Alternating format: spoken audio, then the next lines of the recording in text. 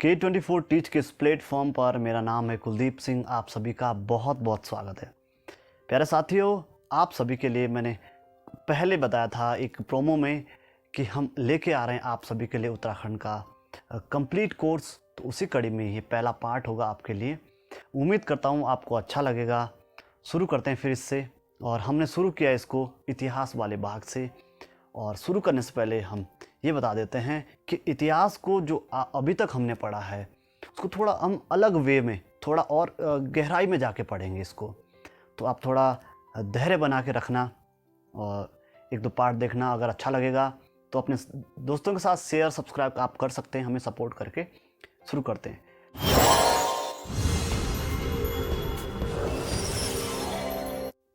मनुष्य जिस दिन से इस धरती पर आया उसने अपने कामों से पृथ्वी को यानी कि प्रकृति को भी प्रभावित किया और साथ ही अपने चारों ओर उसने एक अलग सा वातावरण बनाया, उसने निर्मित किया मानव के विकास की यात्रा को।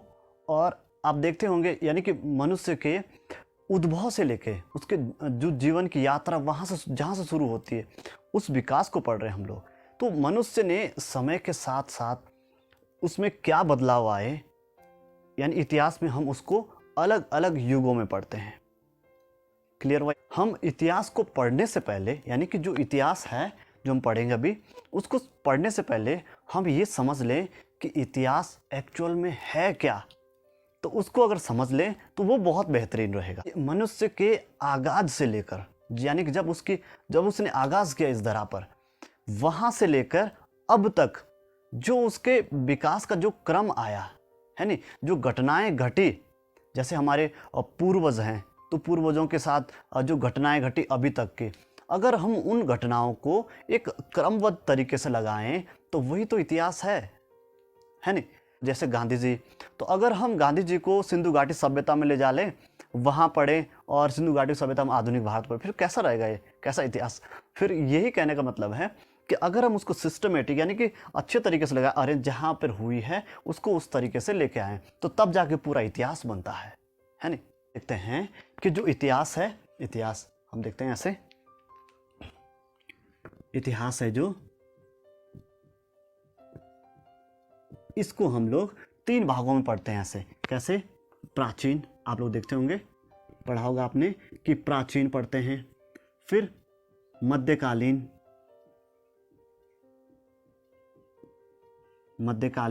और उसके बाद आधुनिक।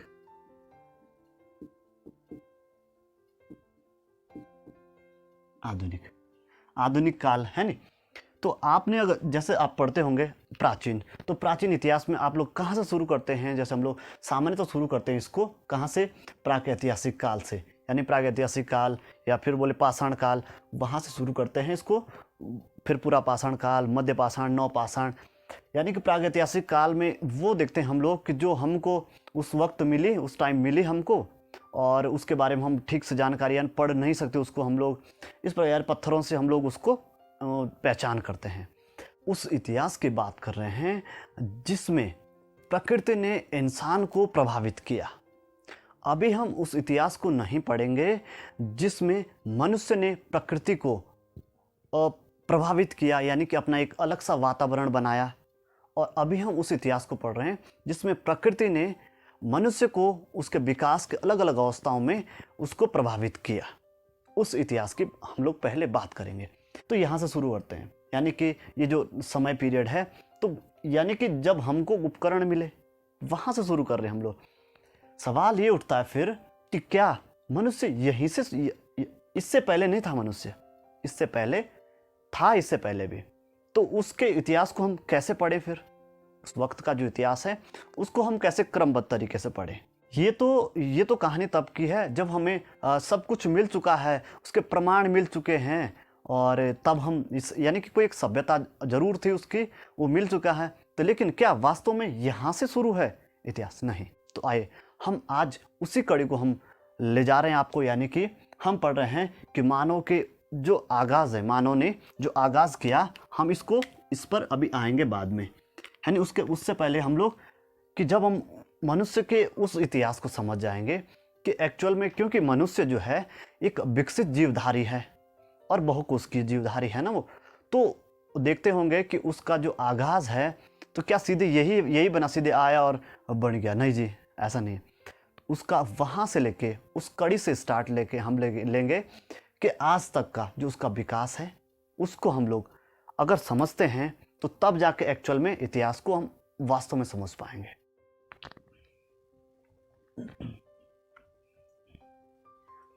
मानव के इतिहास की जो यात्रा है, जब हम शुरू करते हैं उसको, तो हम यानी कि पृथ्वी के ऐतिहासिक दृष्टि से भी, यानी कि पृथ्वी कब से कितना उम्र है पृथ्वी की, और उसको हम इतिहास में भी पढ़ते हैं, अलग अलग युगों में अभी हम उसको शुरू कर रहे हैं। और साथ ही हम लोग ज्योग्राफी की दृष्टि से भी देखते हैं हम लोग।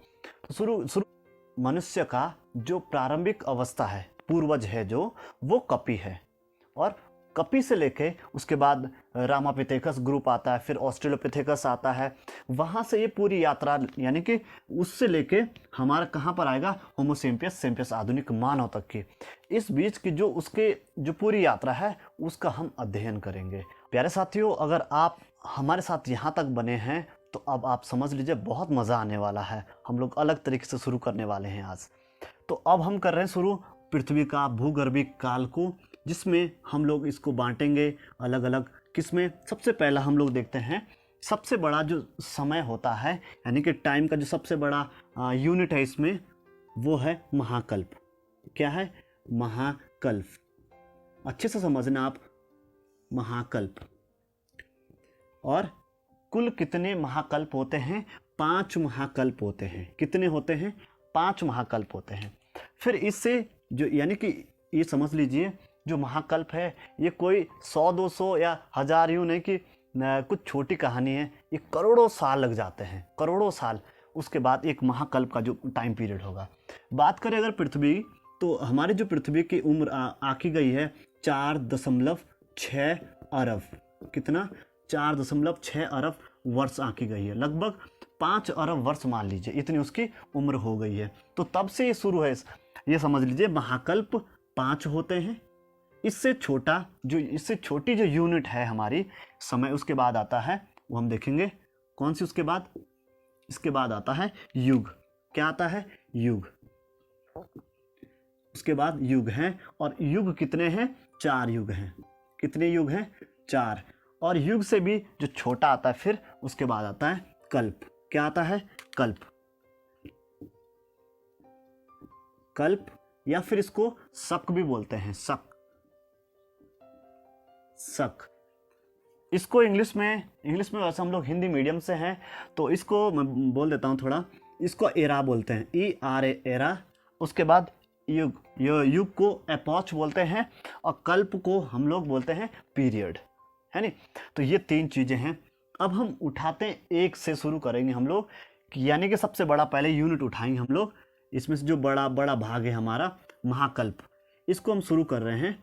और इसमें देख लीजिए 5 महाकल्प जो हमारे कौन कौन से हैं। आइए, पहले नंबर पर हम लोग ले रहे हैं पहला, और यहाँ होता है प्री, क्या होता है? Pre Paleozoic. प्री पेलियोजोइक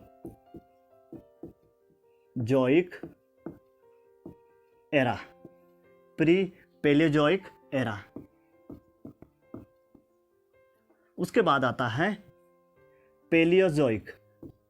उसके बाद क्या आता है मेरे प्यारे साथियों? उसके बाद आता है पेलियोजोइक। Paleozoic era. ठीक है, एरा भी लिख सकते हैं, इरा भी लिखते हैं इसको, आपको जो सही लगा इंग्लिश में, क्योंकि इंग्लिश का नाम है तो एरा या इरा लिख दीजिए इसको। फिर उसके बाद दूसरा लिख दिया। उसके बाद आता है फिर 3rd नंबर पे मेसोजोइक। क्या आता है? मेसोजोइक। मेसोजोइक। फिर यहाँ नहीं आएगा स्क्रीन पे तो मैं लिखता हूँ फिर इधर। उसके बाद 4थे नंबर पर मैं लिखता हूँ, चौथा है, फिर उसमें ऐसे डाल देता हूँ मैं। आपको इत्मीनान से समझना है इसको, बहुत मज़ा आएगा, बहुत मज़ेदार चीज़ है ये। उसके बाद है मेसोजोइक। उसके बाद सीनोजोइक। क्या है? सीनोजोइक। सीनोजोइक। सीनोजोइक होता है। फिर उसके बाद होता है नियोजोइक। नियोजोइक। इसमें आप समझ रहे होंगे, आप सोच रहे होंगे कि किस प्रकार के सवाल आते हैं। आप जो देखते होंगे कि जो हमारी शिवालिक रेंज है वहाँ पे वो कब की चट्टानें हैं, या फिर आता है कि शिवालिक के जो तलहटी में है वो किस प्रकार की मिट्टी किस युग की, ये सब जो सवाल बनते हैं वो सारे यहीं से बनते हैं। और ये सब क्लियर कर देगा आपको, बहुत मज़ा आने वाला है, मुझे भी बहुत अच्छा लगता है ये। आइए आगे बढ़े हम इसमें हम लोग ले रहे पहला जो हमने पढ़ा था pre Paleo Paleozoic Paleozoic era, यानी कि पहला हमारा प्री पेलियोजोइक एरा है। और फिर यानी कि उसके बाद आपको जैसे पता है कि महाकल्प हमारे कितने हैं, ये 5, इनकी संख्या कितनी है, 5 है। और युग की बात करें तो युग हमारे कितने बताए थे अभी, युग है हमारे 4 और कल्प जिनकी संख्या है 18। ये टोटल कितने हैं, 18। तो पहला हम लोग देख रहे हैं प्री पेलियोजोइक एरा। तो यहाँ से हम लोग ये ऐसा नहीं कि एक बार ये ख़त्म हो गया फिर ये आया फिर ये आया, ऐसा नहीं है। ये दोनों क्या हैं, ये तीनों एक बराबर चल रहे हैं। जैसे यहाँ पे महाकल्प में हम लोग पूरा टाइम को बांटते हैं, फिर ऐसे ही हम युग में बांट देते हैं और फिर शक में बांटते हैं। यानी कि ये इसका मतलब होता है महाकल्प बराबर या इसके इक्वल्स टू लगा देते हैं बराबर में, समझ आएगा, इसके बराबर में ये है। तो क्या हमारा जब पहला यहाँ प्री पेलियोजोइक एरा है, इस वक्त क्या कौन सा युग था फिर हमारा जो हमने बांटा। तो ध्यान रखना कि युग की शुरुआत वहाँ से होगी जहाँ हमारा पृथ्वी पर कोई जीव जंतु या फिर प्राणी का उद्भव हुआ हो, विकास हुआ हो, कोई है। लेकिन प्री पेलियोजोइक एरा में अभी तक कोई भी जीव जंतु नहीं हुआ है, इसलिए यहाँ से युग की शुरुआत नहीं मानते हम लोग। अब आते हैं जी हाँ, लेकिन यहाँ से कल्प की जो शुरुआत होती है ये ज़रूर होती है। और यहाँ पे हमारे जो कल्प हैं, कल्प की शुरुआत ज़रूर होती है। तो हमारे पास यहाँ पे 2 कल्प हैं। पहला देखिए आर्कियन कल्प, ठीक है, आर्कियन कल्प। और दूसरा इसमें आर्कियन कल्प, कैम्ब्रियन, प्री कैम्ब्रियन कल्प। इसको हम लोग युग भी बोल देते हैं, लेकिन बोलचाल की भाषा में बोलते हैं, हालांकि कल्प लिखें तो अच्छा रहेगा। आर्कियन कल्प की अगर बात करते हैं तो आर्कियन कल्प में अभी तक कोई जीवधारी में कोई उत्पत्ति का अभी कुछ नहीं है। लेकिन जो हमारी जो धरा है ये, इसमें अभी तक उसके अंदर जो विकास का क्रम था, उसके जो अंदर आप लोग पढ़ते होंगे आर्कियन युग की चट्टानें और फिर प्री कैम्ब्रियन या फिर कुड़प्पा क्रम की चट्टानें। यानी कि इस वक्त में आर्कियन युग में इन चट्टानों में कुछ बदलाव हुआ है, यानी कि आंतरिक जो बदलाव ज़रूर हुए हैं।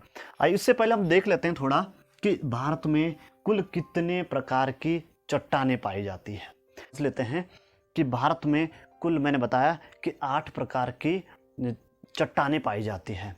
तो आइए उसको हम यहाँ पे डाल लेते हैं, हो सकता है स्क्रीन से बाहर चला जाए। पहला फर्स्ट डाल देते हैं हमारे पास आर्कियन क्रम की, आर्कियन क्रम की चट्टानें, ठीक है। दूसरा हमारा जैसे देखते हैं हम लोग कि धारवाड़, दूसरी होती है धारवाड़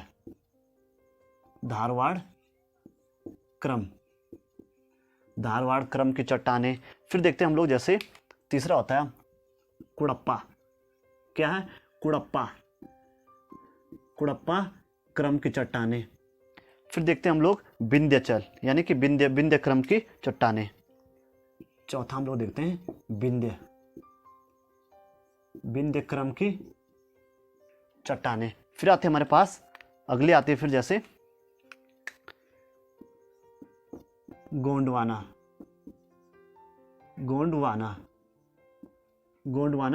क्रम की चट्टानें समझ लेंगे। फिर आते इसमें दक्कन ट्रैप, है नी, दक्कन ट्रैप क्रम की चट्टानें, है नी। उसके बाद 7वां देखते हैं हम लोग,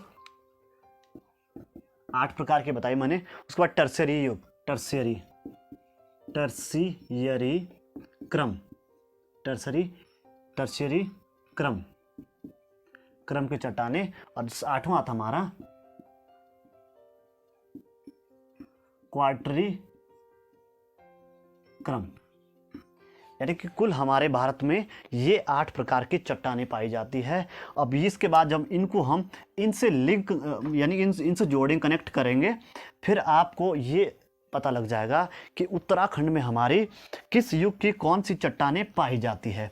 आप देखते होंगे जब सवाल आ जाता है कि शिवालिक श्रेणी से संबंधित आ जाते हैं, ऐसे सवाल देखे मैंने बहुत सारे, और हिमालय से संबंधित सवाल आ जाएंगे, तो अब उनको यहाँ से हम लोग लिंक करेंगे यहाँ से। अब उसके बाद इसको आप लिखते रहना, यानी कि इसको आप यहाँ पे लिख लेना और उसके बाद जोड़ते रहेंगे, क्योंकि यहाँ पे अगर मैं लिखूँ तो थोड़ा स्क्रीन से हो सकता है बाहर चले जाए। आर्कियन कल्प में हमारी जो, और तो कुछ नहीं हुआ इसमें, इसके अंदर क्या, इस कल्प के अंदर क्या होता है कि जो हमारी पृथ्वी है इसके अंदर इन चट्टानों का विकास होता है। तो यानी कि इसके नाम से आप देखते होंगे यहाँ पे कौन सा, आर्कियन क्रम की चट्टानें, यानी कि आर्कियन क्रम की चट्टानें, तो इसके अंतर्गत आती है वो। इसमें कुछ नहीं हुआ, इसमें ये हुआ कि जो हमारी पृथ्वी थी वो, उसके अंदर जो जब ज्वाला यानी कि लावा था, जब हमारी धरा होती है, धरा के अंदर क्या होता है कि जब लावा यानी कि ज्वालामुखी फटा होगा तो उससे क्या हुआ, इस प्रकार से कभी जब लावा, आप देखना कि लावा अगर बाहर आ गया, एकदम से बाहर आ गया, इसको बेसाल्ट बोलते हैं। अगर अंदर लावा जो अंदर ही जम गया तो उससे ग्रेनाइट बनती है। आर्कियन क्रम की चट्टानों में जो अधिकता होगी वो किसकी होगी तब, ग्रेनाइट की, है नी, ग्रेनाइट की, क्योंकि ये फटा, यानी कि उस टाइम जो है ये उद्भव का, पृथ्वी का ये अपना विकास चल रहा है, उसमें ग्रेनाइट की अधिकता होगी। और उदाहरण देखिए उस टाइम का, इस युग का आर्कियन क्रम की चट्टानों का जो हमारे पास उदाहरण है, पुख्ता सबूत है, वो है बुंदेलखंड का पठार। ये उस टाइम का जो हमारा इसका उदाहरण, आर्कियन क्रम की चट्टानों का उदाहरण है। ग्रेनाइट हो रहा कि इस टाइम, और इस टाइम का जो ये आर्कियन कल्प है, आर्कियन क्रम है हमारा, इस टाइम इसको माना जाता है कल्प, इस कल्प को माना जाता है जीवन रहित कल्प। क्या, जीवन रहित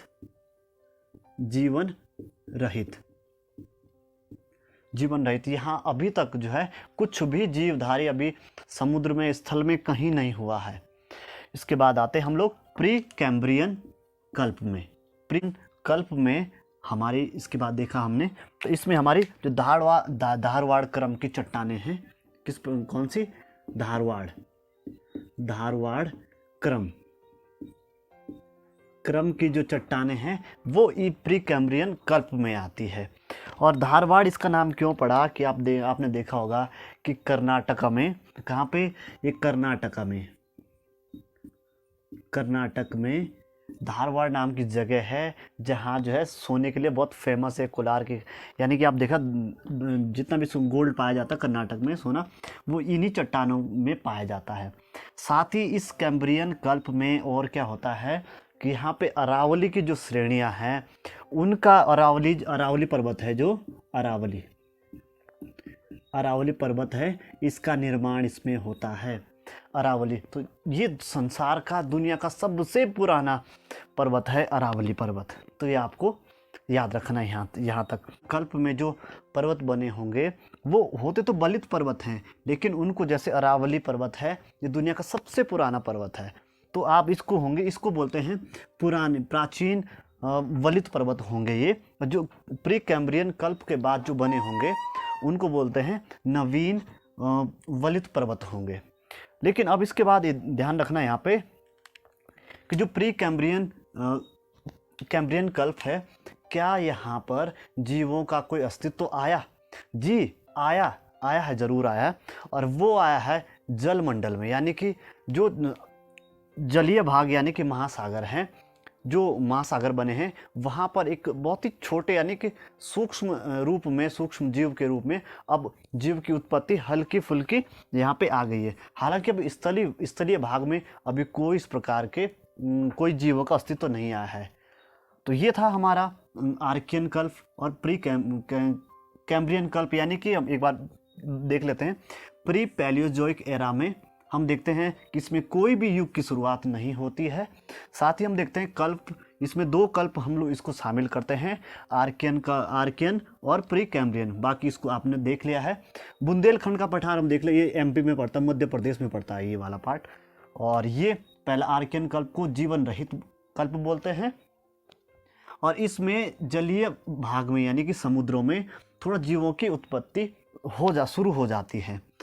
और इस प्रकार की ग्रेनाइट जो है नीस में कन्वर्ट हो जाती है। ये आपने ज्योग्राफी में पढ़ा होगा, बदल जाता है। और ये था हमारा पहला यानी कि प्री पैलेजोइक। इसके बाद हम पढ़ते हैं पैलेजोइक। तो आज का वीडियो हम यही स्टॉप कर रहे हैं, यानी कि रोक रहे हैं। और आपको कैसा लग रहा है? अगर आपको आप सपोर्ट हमें अच्छा करेंगे तो हम आप समझ रहे होंगे ये बहुत ही बेसिक पार्ट है और हम धीरे धीरे इसको एडवांस पार्ट तक ले जाएंगे। ये आप ये मत समझिए कि हम इसको किस लेवल में पढ़ रहे हैं, उत्तराखंड के परिप्रेक्ष्य में ही पढ़ रहे हैं हम लोग। लेकिन ये इतिहास का जो बेसिक नॉलेज है ये बहुत ज़रूरी है। इसके बिना हम लोग जब भी कोई सवाल आएगा, आगे हम इस सवालों पे भी चर्चा करेंगे, तो वो समझ नहीं आएंगे फिर कि ये किस वक्त की चट्टान है। अगर आप इसको एक बार देख लेते हैं तो आपको आसानी से समझ आ जाएगा। तो वीडियो कैसी लगी आपको? आप हमें लाइक, शेयर, सब्सक्राइब कर सकते हैं। और अगर आपकी कुछ क्वेरीज़ हैं तो आप हमें कमेंट लिखिएगा और हम कोशिश करेंगे उन पर सुधार करने की। तब मिलते हैं आपको नई वीडियो में, तब तक जय हिंद। प्यारे साथियों, जो ये वीडियो है एक गांव में शूट हो रही है, हो सकता है इसके बैकग्राउंड में कुछ और साउंड्स आएँ, तो उम्मीद करता हूँ आपसे कि आप उसको इग्नोर करेंगे और अपने जो है उस पर ध्यान देंगे। तो फिर मिलते हैं आपको। जय हिंद।